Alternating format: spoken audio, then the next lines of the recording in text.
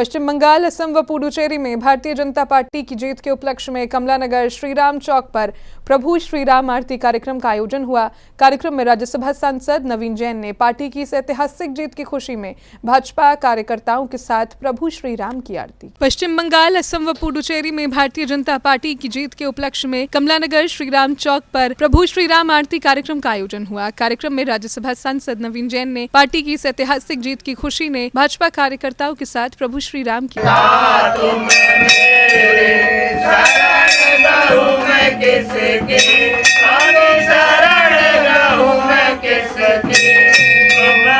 पश्चिम बंगाल, असम व पुडुचेरी में बीजेपी की जीत पर सांसद नवीन जैन का कहना था कि बंगाल में बीजेपी की प्रचंड जीत ममता बनर्जी के मुंह पर तमाचा है। बंगाल में विधानसभा चुनाव में हिंदुओं ने एकमत होकर बीजेपी को वोट दिया है, इसके चलते यह जीत हासिल की।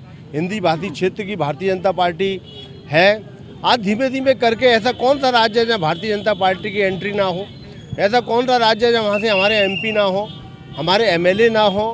ये कभी सपना पंडित दीनदयाल उपाध्याय जी ने और श्यामा प्रसाद मुखर्जी ने जब पार्टी की स्थापना करी और ये कहा हमारे नेता अटल बिहारी वाजपेयी ने भी कहा, अंधेरा छटेगा कमल खिलेगा। आज वही दृश्य हमें देखने को बंगाल में मिल रहा है कि बंगाल में कमल खिला है। ये बहुत ही उत्साह है पूरे भारतवर्ष के लिए। प्रभु श्रीराम आरती में मौजूद कमलानगर पार्षद पंकज अग्रवाल ने कहा कि बंगाल विधानसभा चुनाव में टीएमसी की हार से गुंडा राज का खात्मा और हिंदू स्वराज युग का आरंभ हुआ है। सबसे पहले तो मुझे अटल जी की वो पंक्ति याद आ रही है, अंधेरा छटेगा और सूरज उगेगा और हिंदुस्तान में हर कोने में कमल खिलेगा। तो अटल जी को पहले श्रद्धा सुमन अर्पित करते हुए ऐसे महानुभाव को जिन्होंने पहले ही लिख दिया था कि भारत का ये बंगाल जो हमसे अछूता रह गया था, जहाँ भगवा फैलाने से रह गए थे, वो आज उसका अंत हुआ है और ममता बनर्जी का सुपड़ा साफ हुआ है। क्योंकि ये जीत सनातन धर्म की जीत है।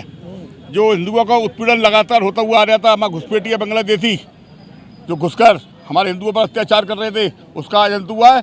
और भारतीय जनता पार्टी इस बंगाल को एक बहुत सुंदर प्रदेश बनाने के लिए आप पूरा प्रयास करेगी।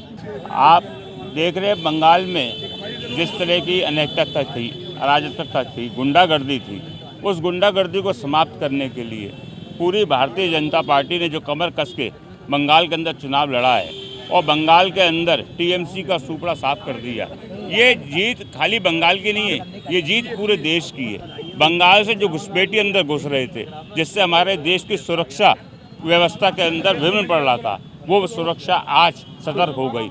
आज नरेंद्र मोदी जी, अमित शाह जी और हमारे भारतीय जनता पार्टी के जितने भी वरिष्ठ नेतागण हैं, उनके आज अथक प्रयास से हमारा देश सुरक्षित है, बहन बेटियां सुरक्षित है, नारी सुरक्षित है। जय भाजपा, जय भाजपा। आज जो बंगाल की जो प्रचंड जीत हुई है, तो हम सभी लोग कार्यकर्ता यहाँ खुश होकर मिठाई बांट रहे हैं और सभी लोग जश्न मना रहे हैं, क्योंकि एक बुराई पे अच्छाई की जीत हुई है। आज ममता दीदी का जाना मतलब विदाई हो गई, जैसे बेटियों की विदाई होती है, ममता जी की विदाई हो गई और हमारे मोदी जी ने अपना परचम लहरा दिया। क्योंकि अच्छाई जब आती है तो बुराई को जाना पड़ता है, काले बादलों को छटना पड़ता है। आज काले बादल छट चुके हैं और जो है अच्छाई आ गई, सनातन की जीत हुई है। और मैं जानती हूँ कि जो जहाँ भी जिस कोने में भारतीय जनता पार्टी, जिस देश में भारतीय जनता पार्टी गई है, वहाँ पर जय जयकार है, श्री राम की जय जयकार है, सनातन धर्म की जय जयकार है। और आज बंगाल की जीत पर मैं सभी को बहुत बहुत शुभकामनाएं और बधाई देती हूँ कि आज अंत का उदय हुआ है।